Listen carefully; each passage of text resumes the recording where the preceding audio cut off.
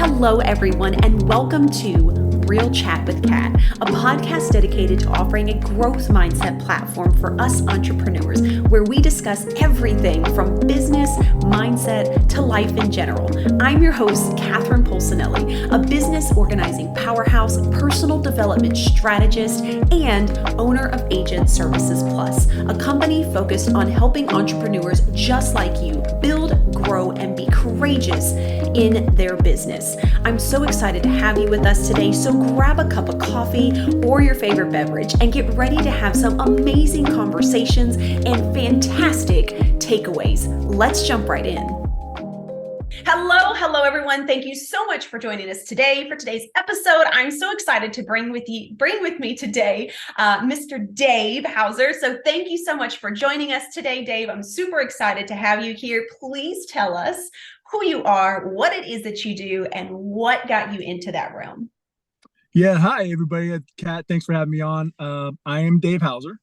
My brand is the Financial Nomad, and basically I help people find the lost money that they've had along the way in their life and understand how the financial system can work for them when they regain control and get back on the right, using a compass, right? Just to use kind of a orienteering thing. We use a compass to get you back on track and so you can use more of your money and keep more of your money along the way. How I got into this field was completely backwards. I was a college coach for 20 years. And one day about a little over 10 years ago, I figured that I have no idea what I'm doing with my money. And I was following all the rules, what everybody told me to do, and I never seemed to have anything left over at the end of the month, and made me start questioning everything. And as I started diving into that, I realized that some of that information may not be what I really want to have happen. And right, so we all have unique lives that we live. Not everybody wants the same thing, but everybody's given the same plan financially. So it just didn't start making a lot of sense to me. So the more I dove in, the more questions I had, which kind of spawned me going off into a completely different world, into financial services. And working for a big firm that I did, I really realized that maybe the financial system's not really after a person's best interest, the individuals, right? There's some conflict of interest there, and I didn't like that. So I've gone off my own, started my own company now, the Financial Nomad, and my services are out there to help people understand everything that I didn't know. And if I can save somebody those 10 years of me learning all my mistakes, or where my mistakes were, or how to be more efficient, that's what I'm here to do. I absolutely love that. And it's funny that you say that too, because a lot of people that I have chatted with that are in the entrepreneurial world, a lot of us who are natural born leaders, the reason that we get into whatever niche that it is because we want to help others surpass what we did, which took us a lot longer to figure out, right? So it's a way for us to be able to give back to those once we realize the value in what we have learned. Yeah, one of the things that when I first started, I was like, oh my God, how many people do I know that don't know any of this stuff? And it was surprising to me at the time. There was a lot of people that didn't know any of those things. And it was like, why is that? Why does everybody think the same thing, or everybody does the same thing, whether or not they actually believe that that's in their best interest or not? So people are a lot out of alignment a lot of the times in what they believe and what they're doing. And this, how do we get that back into having a purpose for your money, right? Because your money is just the tool to help you get the things that you want out of your life. Let's make that as efficient as possible, so that you can do more of the things that you actually enjoy doing with your life. Because how bizarre is that? Right. Totally get that. And it's funny too, because that's one of the things that I see that's been circling lately in a lot of the memes or things on social media is people that are trying to actually live their lives now versus waiting until they retire and then trying to make up for that time. Like, people are really starting to find that it doesn't balance out. So you know that I've been on the road traveling a little bit. My thing has become, for the longest time, at least the last 10 years, 10, 15 years, Hmm. I have said to myself and to everybody around me, I want to travel the country and see places I haven't seen before. Mm. So yesterday, I live in Atlanta or outside of Atlanta, but I got back from a trip to Fargo, North Dakota, where I was speaking at an event. But along that trip, I went all up the East Coast through the Carolinas and to my parents to drop my dogs off, to Oh. Columbus to go to Columbus, Ohio to visit friends, up through Chicago, Wisconsin to see places that I worked at before in coaching, and then to Minnesota to have lunch with a friend. Oh, wow. Yeah, and then from Minneapolis, I went to Fargo and then backtracked, and so there's 13 or 14 states I've visited. Um, some with my dogs, some not with my dogs, and it's just that's my life. That's how I want to live my life, right? Uh, my new word lately has become liberty, and everybody uses the word liberty, but when I looked up the word liberty, it was freedom without restraints. Ooh. So when I look at my life, yes, I want freedom because I want freedom of my thoughts, my money, Hmm. the people I associate with, all those things. They add up to having true liberty, um, and doing the things that you want to pursue, including starting a business, including having the finances in your financial position so that you can go do those things, Hmm. knowing you're not worrying about what happens if, right? Because Yeah.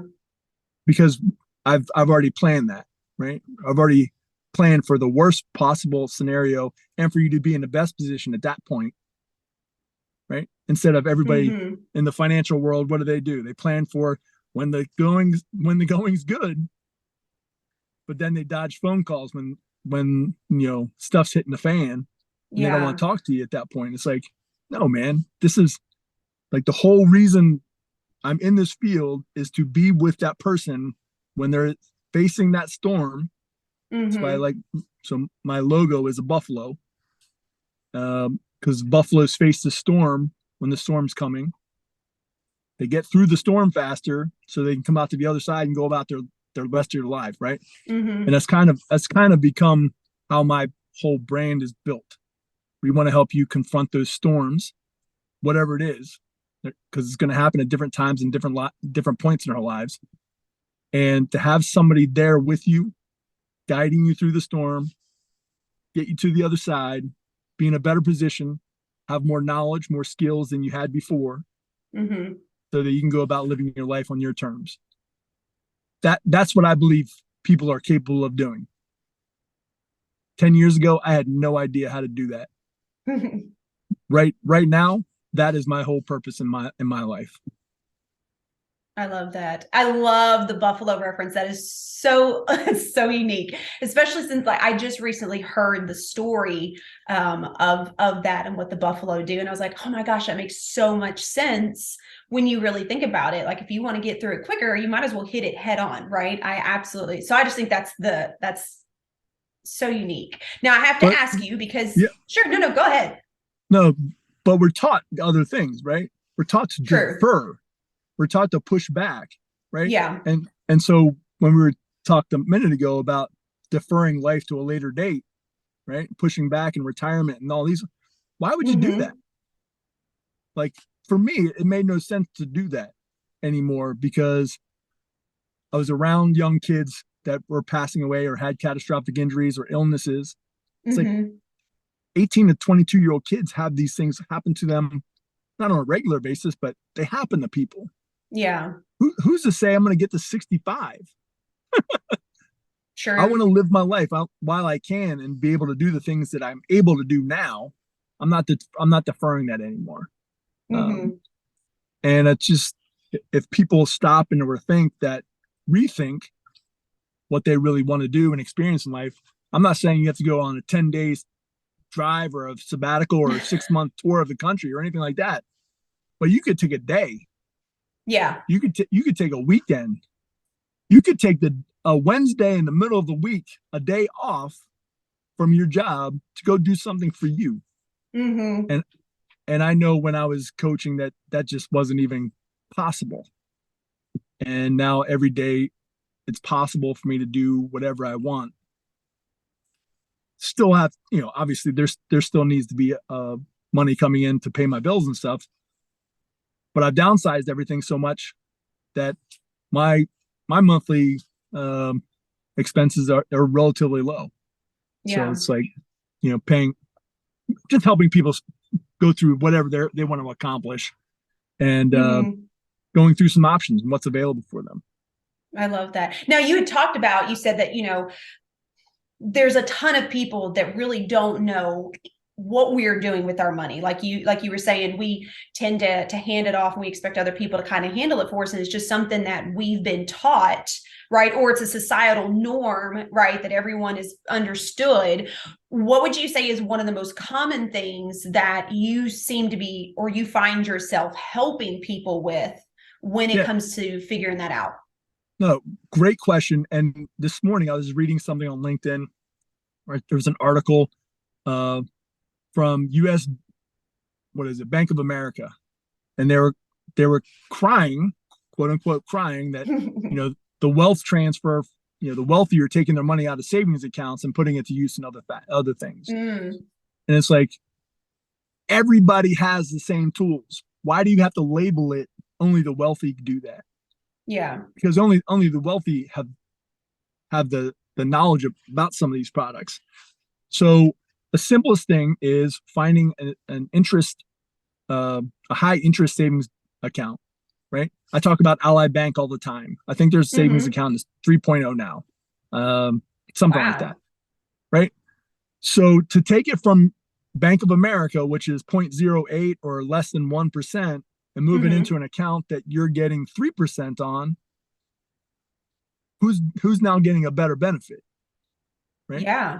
Because they're crying about paying out less than 1% interest in their savings account because they have all this overhead.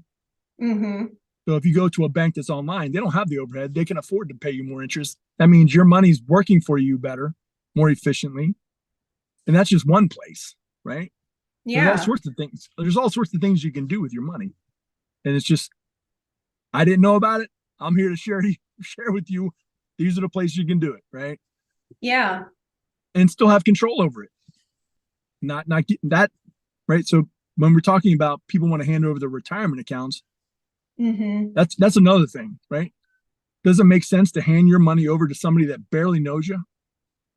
No, not at all. To make your financial decisions 20 years down the road?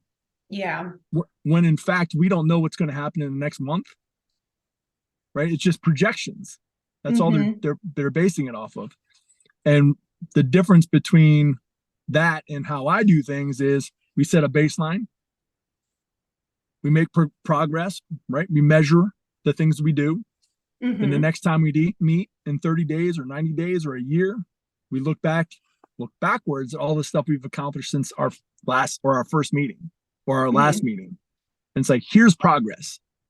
I'm not looking out into some fantasy land telling you all is going to be well when I know something along the line is going to trip up your plan. We want to build as much flexibility as possible. And the reason people want to push their money off, potentially to push your money off to somebody else managing it, is you don't have to take ownership of it, of any mistakes you make, right? True. Because it's hard to be honest with yourself about, oh, I screwed up. Yeah. It's this guy's fault or this gal's fault. It's like, well, ultimately it's our fault if we give up control of our money. So there's really nobody to blame either way but yourself. Yeah. So to have a better understanding about how all of these things work as a comprehensive plan, you'll be better able to make lidecisions that are going to be providing you the most benefits for the longest period of time with the least amount of penalties so that you can live your life. Makes total sense. And it's interesting that you say that too, because, a lot of people talk about finding ways to invest and do certain, things like that so that your money can grow. And one of the ones that I was recently reading about was the 401k, which in my personal opinion doesn't really align with the way people do things nowadays. And the 401k, if anybody doesn't know, you should look this up, was originally created like way back in the day to help the companies kind of offset and be able to make money off of their people after they were there. Whereas, everyone thinks that, that's my retirement. But because of the stock markets, I mean, one day your money could look like it's great and the next day it could look like it's horrible, right? And then you can't even touch it without a 30% penalty until, what is it, 65? So you don't even actually have a grasp on that in the case that you did actually need it, unless you want to be penalized for using it. Right. Yeah. So the guy that came up with the 401k, right? The 401k is actually a tax code in the Internal Revenue Code. That's what it is. Ted Bana is the guy's name. And the original purpose of those was to get executives that made a lot of money to reduce their yearly tax liability for the year. And then that's to happen in the 70s. In the early 80s, Wall Street gets hold of this. Oh my gosh, we could probably make everybody a whole lot of money. Because if you look at a chart in the 1980s, the income for people on Wall Street shot through the roof, simply because how they were handling more money, right? For people.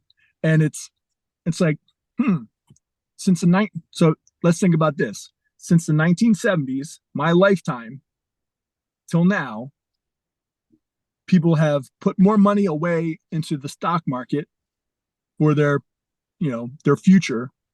Yet there's an all-time high level of debt that people have. And so there's less savings in our account, right? True savings. That means liquid cash that you have control over, right? And it's accessible to you at any time. Yeah. As opposed to putting money away for the future in exchange for a lower tax burden this year. That's when in the future, do you think taxes are going to be up or down? Right. So if most people I talk to are going to say taxes are definitely going to go up. Yeah. So why not pay taxes now instead of paying a higher tax rate later? It just doesn't make any sense. True. Yeah, very true. Right. So not only are you going to potentially have a higher tax burden, you're going to have more debt than ever. Like, that doesn't seem like the recipe for success for me. Yeah. Right? Coming from a coaching background, we want to be able to put people in the best position as quickly as possible so that they can take advantage of their skills to create a better position for themselves. Right. And that's not what we're being taught from the financial industry, the financial services industry. And it begs the question, why is that? Right? Yeah.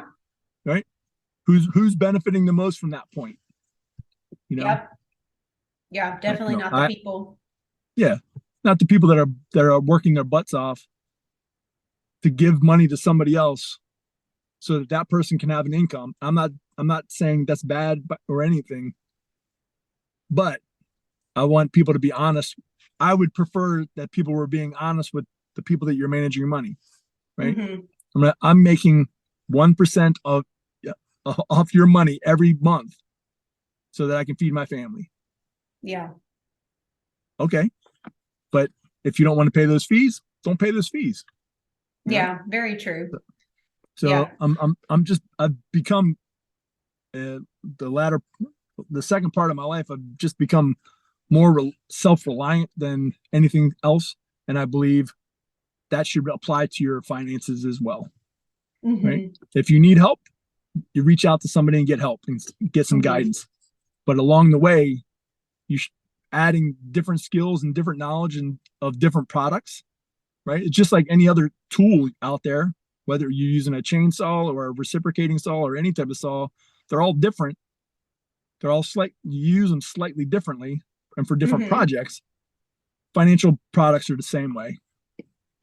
Makes total sense. Which brings me to my other key piece that I want to make sure we bring up as well, because, you know, we always tell people, and it's something that I've had to learn over the years, that if you don't have the knowledge, right, find someone who does, coach, mentor, whatever the case may be, so that you can learn and have someone help you along the way to make it easier. And I love the fact that that is what you do for your people, is to teach them that. And one of the really interesting parts that I absolutely love, is one of the reasons why I wanted to have you on here too, is the fact that people can meet with you and have a conversation and learn without losing a ton of their money in the process. So can you give us a little bit of a background about that? Because I love that you're willing to help people authentically.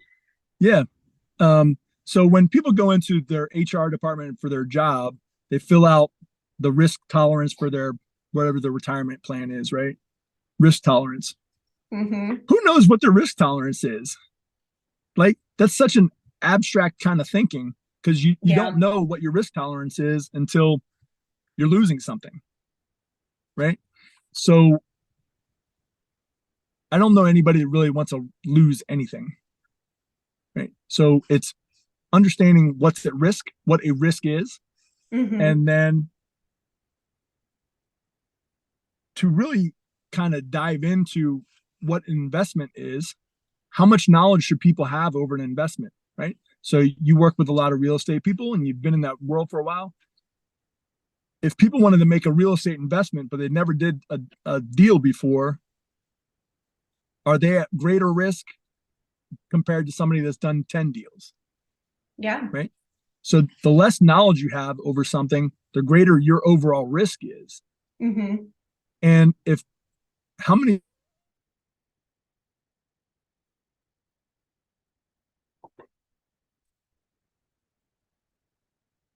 Oh, you froze.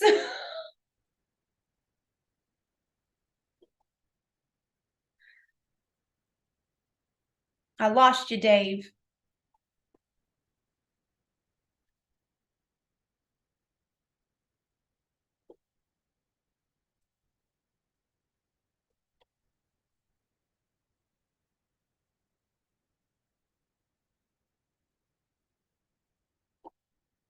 Can you hear me, Dave?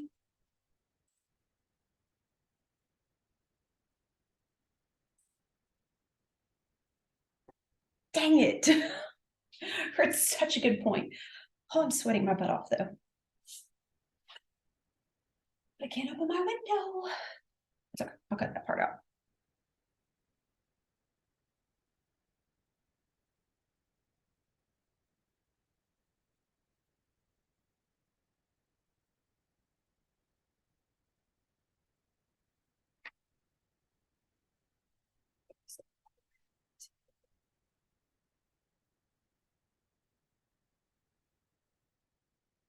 Just keep recording. Just keep spinning. Just keep spinning. It's actually interesting. Yes.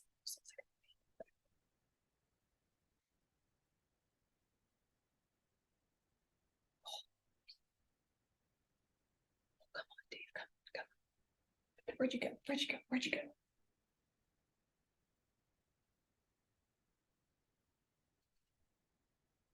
It's okay. I don't have anything after him anyway, so make sure. He's all I got. So we can keep going. Crap.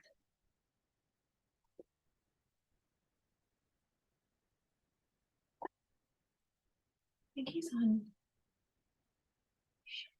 Oh, I haven't talking to him. It's been through email.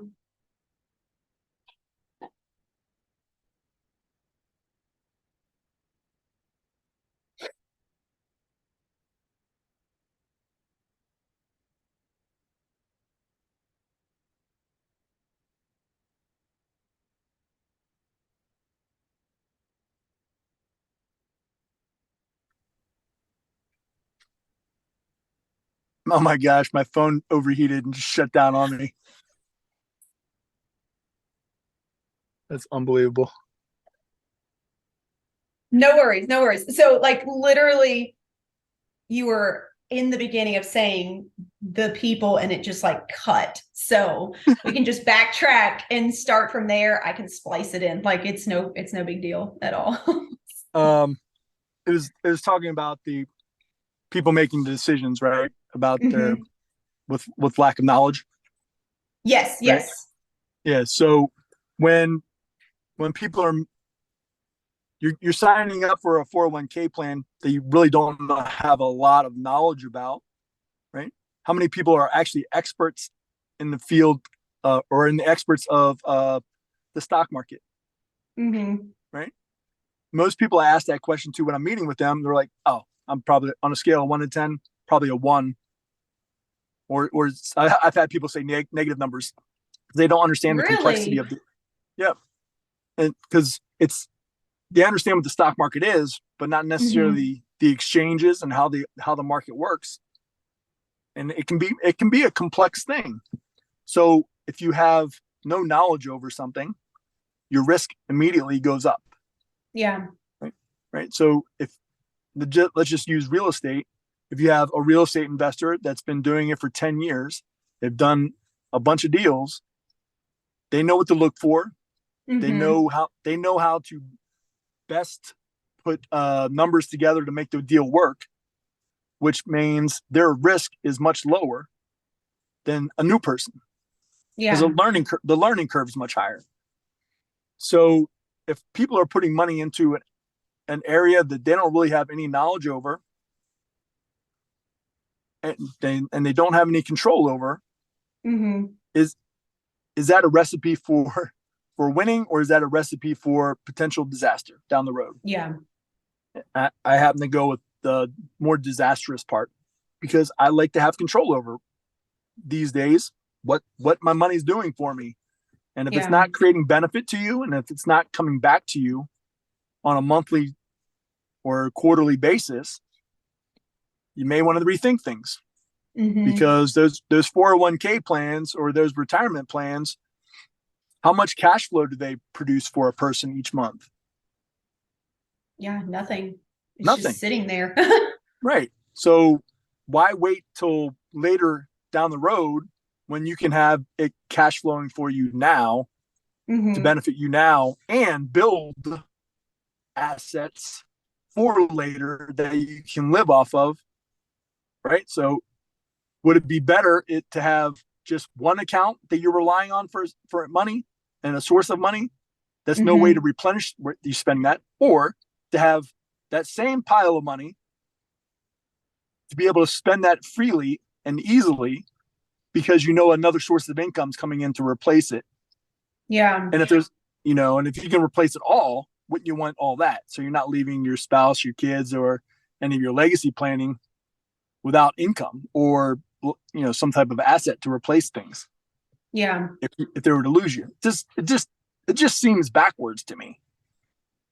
Yeah, a lot of So it really is, and I think that that's again, like you said, it's just not something that a lot of people are taught because then that would give, in my personal opinion, it would give us too much freedom, right? And then there's not that control of taxes and things like that because we are the ones that are more in control of our money, which is one of the reasons why I really enjoy talking with you too, because you come from such an authentic place for helping people, and people can reach out to you and have these consultations, and correct me if I'm wrong, where you're not going to charge them up front to have that conversation because it's yeah, knowledge that we need to have, right?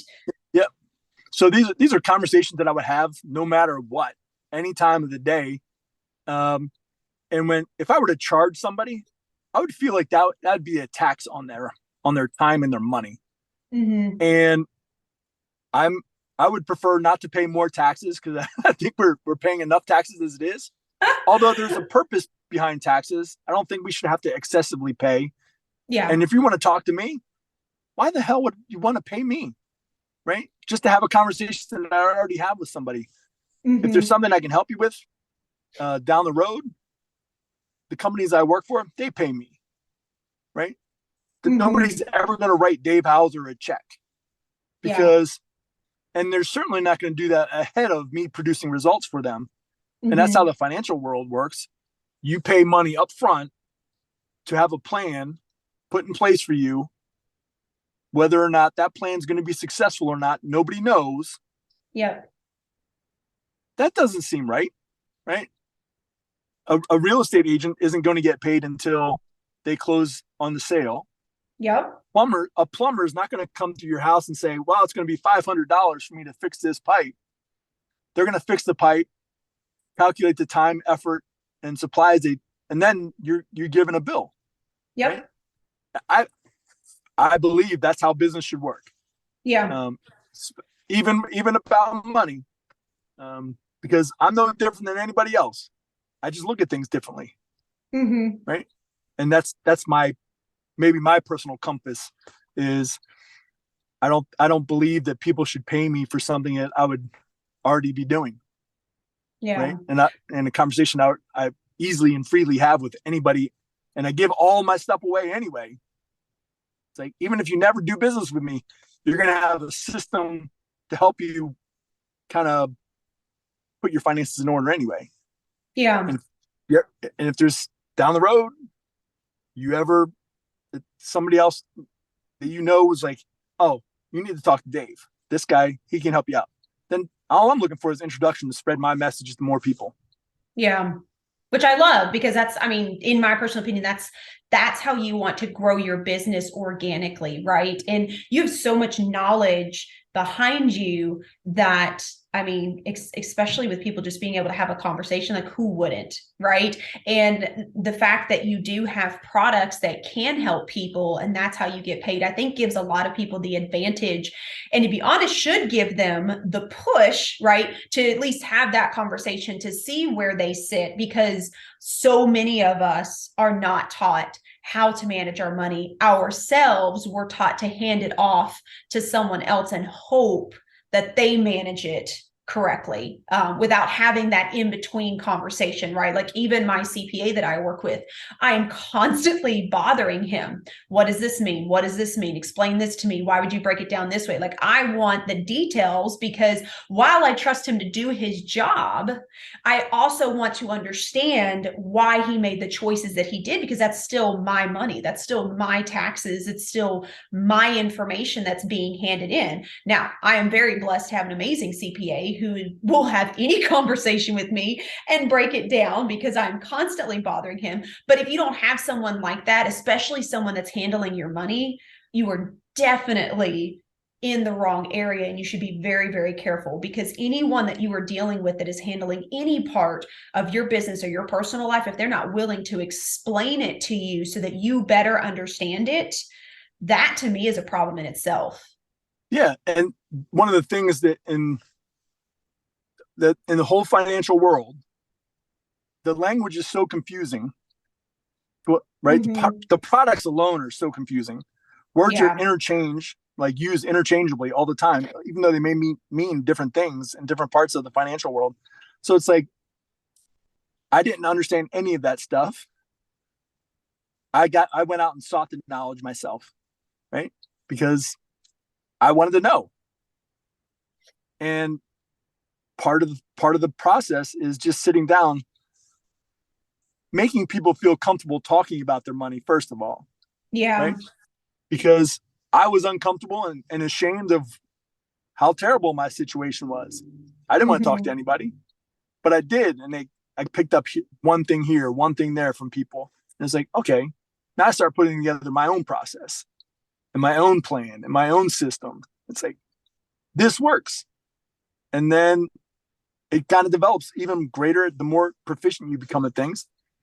But becoming more confident with your money changes everything. It changes your behavior, changes your relationships. It changes your confidence level, right? And it makes you more astute when you're buying things, because you're going to be able to dig in deeper. How's this really benefiting you? Is this something I really need? Is this something that I really want? They're two different things, right? And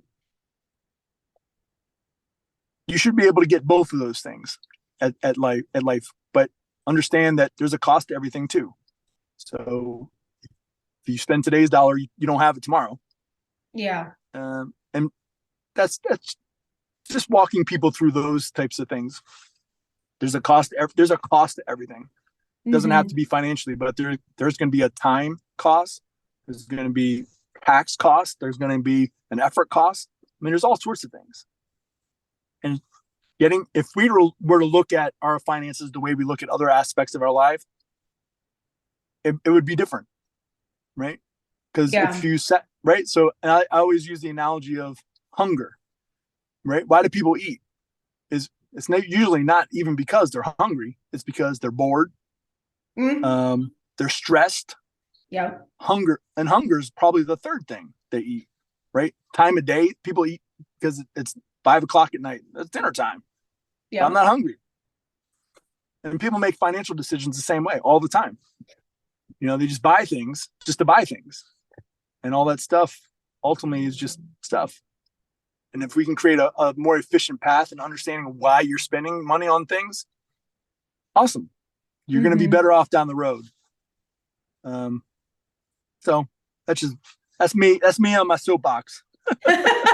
No, I love that thought process though, because it does make sense. I even had to catch myself, especially in the eating thing, because I would find myself doing that. I would just kind of like snack all day long just because I was doing stuff and I was like kind of bored, or it was a way to kind of do something else with my brain at the same time. And then I realized it's not because I'm actually hungry. So now I've switched that out to just having a bottle of water, right? So now that's my in-between thing. But I've never thought about it that way in regards to how we do spend our money. Is, that's a unique way to look at it. I'll go even a little bit nerdier on you. Imagine every day you're walking by a candy dish and it's just a couple pieces of candy every day, right? A couple pieces of candy every day for 20 years can add up, right? It can add up to extra weight. And that's how people gain 20 pounds, 30 pounds over all that time. They don't realize that they're gaining weight. Our finances are the same way. We're spending a little bit here on Amazon. We're paying 1% on these fees, right? But over time, you're giving up the use of those dollars to either somebody else building their business like Amazon. I'm a huge proponent of Amazon, by the way. I'm not trying to kill you, Amazon. But we spend needlessly on things because it's convenient for us. Yeah. Instead of having a process to be like, oh, do I really need this? Why am I buying this? Right. So there's a catch. If you put it like a day off, let me think about this for a day. And tomorrow, you don't want it, don't buy it. Yeah. But it's the same way, over time is the real erosion of your money, not today. Because people think of low fees when they in their retirement plans as it's just 1%, or it's just a little bit of this, a little bit of that. But over 30 years, that's an incredible taking of your money when you go to pull it out when you need it the most. Yeah. So again, that's another thing that just doesn't seem to make a lot of sense to me, because who's really benefiting from that the most at that point? Yeah, definitely. That makes total sense. So thank you so much for your time, Dave. I have loved having you here. We could nerd out on this. I could ask all kinds of questions, but I could try to keep it under time limit. So one thing I always love to ask for my guests is there some type of quote, piece of positivity, or piece of advice that you would love to give to the listeners today that could help them personally or in their business? Oh, that's a great question. I could have had like 10 different things, but I'm drawing a blank right now. I think my biggest takeaway is we each have the skills. We each have the knowledge to put things in better control of our lives. If we just take the time to understand how those things work. So take more time to understand, right? Your greatest investment is you, right? Your greatest asset is your ability to earn an income, right? Your paycheck. And keep more of that if you can. Learn how to do that. So that's probably not what you're looking for, but I think that's a big thing for me, is learning to keep more of your income and how to do that as efficient as possible. Yeah, no, I absolutely love that. Actually, I wrote it down. You are the greatest investment is you. You are your greatest investment. I absolutely love that. And I think a lot of us don't think about that because we are so busy investing in other people. Just like you said, whether it's time, whether it's money, it's your effort, all of those things are costs. We just don't think about it that way, Mhm. but it really is, which can deplete other areas of your life. So Dave, do me a favor, please share where everyone can connect with you, reach out with you, follow you. So, easiest place to find me is on LinkedIn. Dave Hauser, LinkedIn, Houser. Uh, I have a webpage coming out.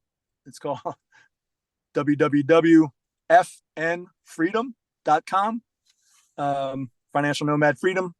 And I'm on Facebook. Find me anywhere on social media. Instagram is the Financial Nomad. And feel free to give me a call or a text too. Number is 860-878-2917. That's probably the easiest way to get in touch with me. Well, I appreciate that. And make sure that you guys, anyone from the podcast, you guys are letting, Dave know that's how you got in touch with him. Give him some feedback on his episode and how much amazing information and knowledge that he's given everyone today. Don't forget, I'll have all of Dave's information in the show notes as well so that you guys can connect with him on whatever level works best for you. So Dave, thank you again so much for being a part of today's episode. I thoroughly enjoyed having this conversation. And I do think this is something that a lot of people need to make sure they are digging into in their lives, whether you run your own business, work for corporate, whatever the place may be, you still need to have control of your finances, or at least understand what is going on with them, right? So thank you again so much for being a part of today's podcast. And to everyone else that's out there, don't forget, do one thing nice for someone else each and every day and see the difference that it makes in your life. So until next time, have a wonderful day.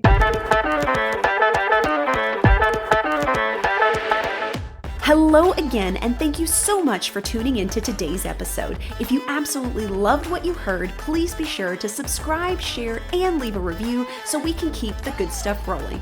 Got something you'd love to hear us discuss? Then be sure to message me on social media and let's work together to spread even more amazing content. And if you haven't yet connected with me on social media, be sure to follow along at Agent Services Plus. I'm so excited to connect with you on the next episode, and until next time, be sure to find things that help you learn, grow, and be inspired.